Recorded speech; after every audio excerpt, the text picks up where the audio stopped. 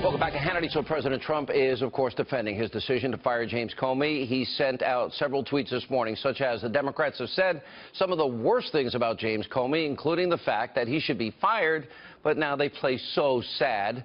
James Comey will be replaced by someone who will do a far better job bringing back the spirit and prestige of the FBI. Comey lost the confidence of almost everyone in Washington, Republican and Democrat alike. When things calm down, they will be thanking me. Here with reaction, Deputy Assistant to the President, Dr. Sebastian Gorka. And you said that the firing was an example of how decisive the president is.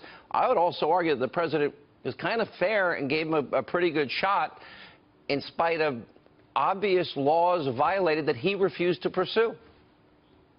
Absolutely, Sean. Remember, the director of the FBI reports to the Deputy Attorney General, and the Deputy Attorney General reports to the leading law enforcement officer of the land, that is the Attorney General, and he's a member of the President's cabinet. So this isn't some random act. This is an individual who's given a chance to do what had to be done, and he failed. And his last testimony was that last straw that broke the camel's back. You know what happened last year. He usurped the then Attorney General by saying he is going to make the decision with regards to whether or not Hillary Clinton should be prosecuted. That is not the job of the director of the FBI. He lost the confidence. I worked for years with the FBI before I came into government on January 20th.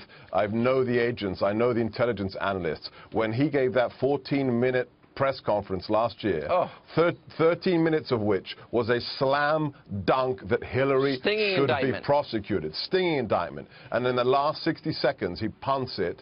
I know from an internal source that half a field office, half the agents in a specific field office, when they heard that last minute, got up from their desks, put on their jackets, and didn't return to work until the following Monday.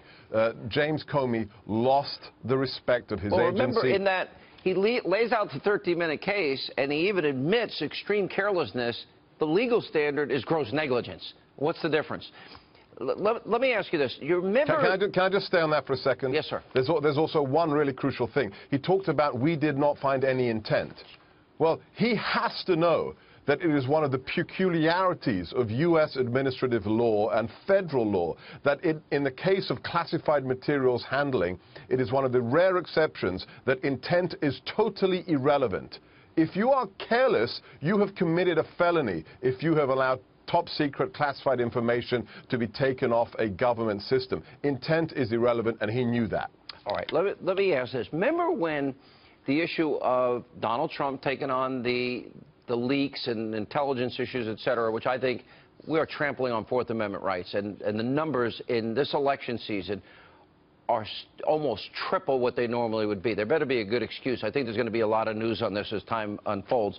Remember Chuck Schumer said, oh, why take on the intelligence community? They'll get you 6 ways of Sunday. The deep state, in other words, those that might have leaked, not the good people that do the hard work every day of gathering intelligence to keep us safe.